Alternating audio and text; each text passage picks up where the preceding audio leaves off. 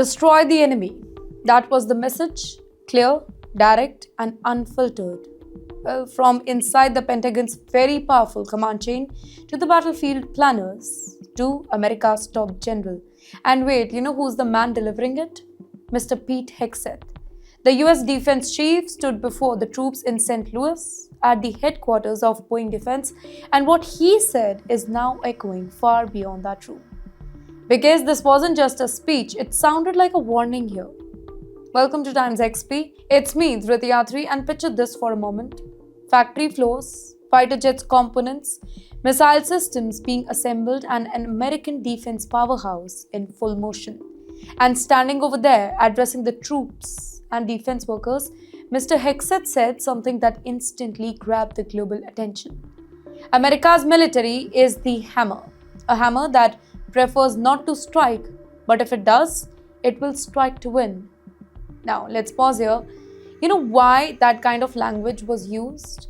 Because tensions with Iran are rising again. Because the Middle East is on the edge. Because the world is watching every move between Washington and Tehran. And Mr. Hegseth didn't just speak in metaphors. Well, he preferred something dramatic here. A mission that lasted 37 hours. He described it as beautiful. B-2 precision drops, bombers flying in, hitting targets, leaving before the enemy even understood what really happened with them. That was not casual language. That was a strategic storytelling. The B-2 bombers, he mentioned, well, those are among America's most advanced stealth aircraft, designed to fly undetected, deliver precision strike, and disappear into the night sky. Now, when such aircraft are mentioned in a speech about deterrence, it sends a very powerful message, though not just to Iran, not just to the Middle East, but to every rival who's watching, including Russia and China. Mr. Hegseth broadcast a point. It was about readiness. He praised recent US operation across multiple global threats. In fact, he talked about rebuilding the military strength. He emphasized manufacturing power, calling America an arsenal of freedom. Now, that phrase is not really new in the US history, but bringing it back now, that's symbolic. It suggests preparation, production, positioning.